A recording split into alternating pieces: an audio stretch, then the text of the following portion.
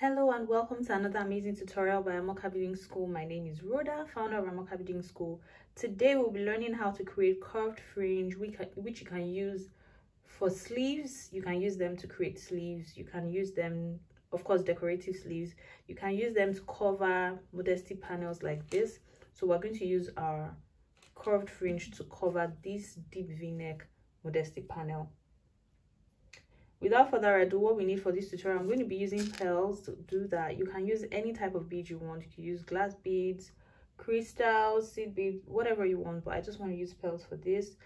You need your beading needles. Even if you don't have this, just ensure that your needles are thin enough for your beads to pass through.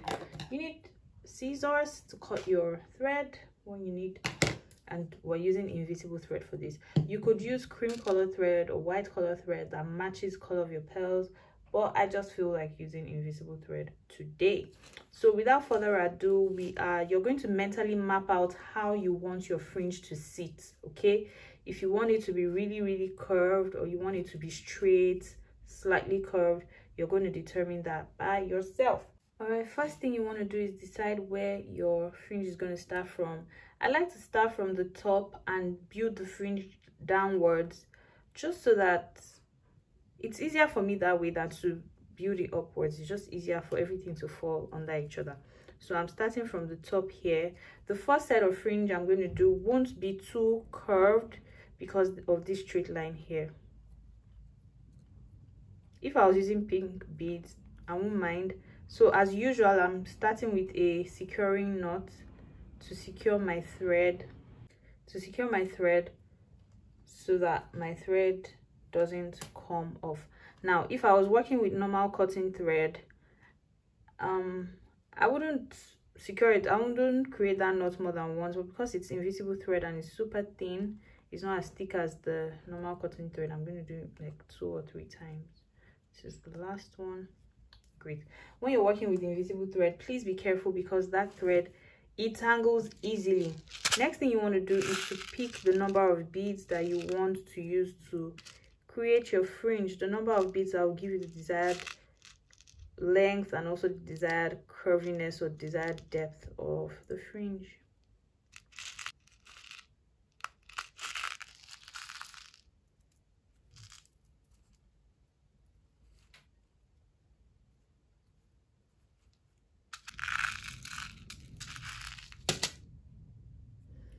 So I think we have enough to start with. I'm just going to make it, I'm not going to make it too straight, I'm going to make it slightly curved. So right about there is enough for me. Okay, so I'm going to take out all the other beads. Let me just add 2. Let's see what it looks like.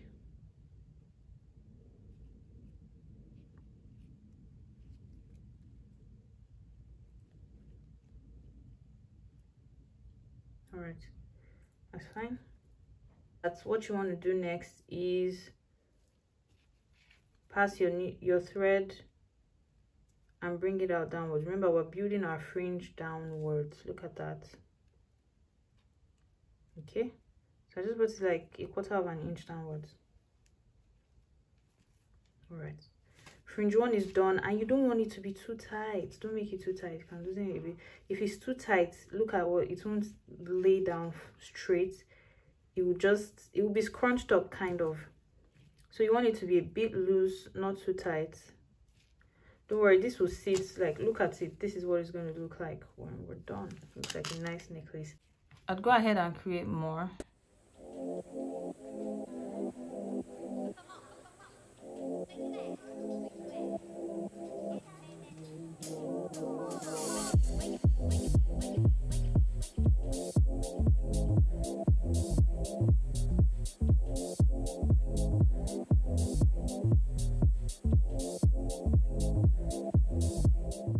I'd advise that if you have a mannequin, you should do this on your mannequin so that you can see, you know, just how well it's going to lay flat.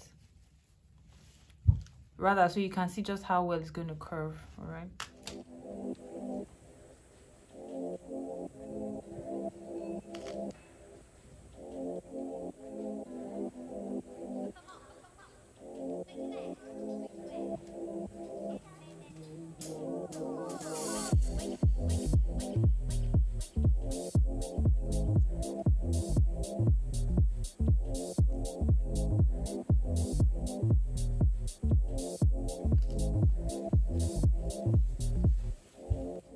Can you see we're making progress?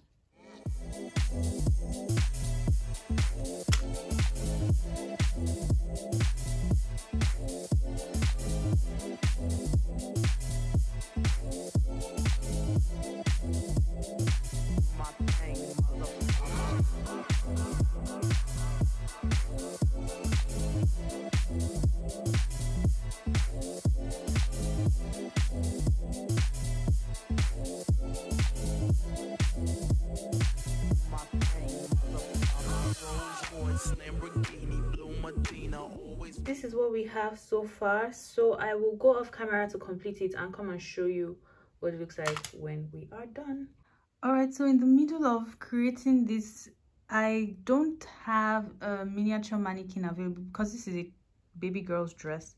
I don't have a miniature dress form or a child's mannequin here. So what I did was I just pinned the dress on an adult sized mannequin, and I was able to create my fringe because I believe it is best to create it on a dress form or on a mannequin so that you can gauge how well it will curve. And this is what we have as our finished look. If you like what we've created, please give this video a thumbs up. This is what it looks like. There's some space in between, but you can adjust that with your hands. I haven't adjusted it, but you can adjust that with your hands, and it's up to you to determine how deep you want your curve to be or how straight you want it to be. I wanted mine to be just moderate, okay, nothing too curved, but you can add more beads in each curve or with each line to make it more curvy, to make the curve deeper.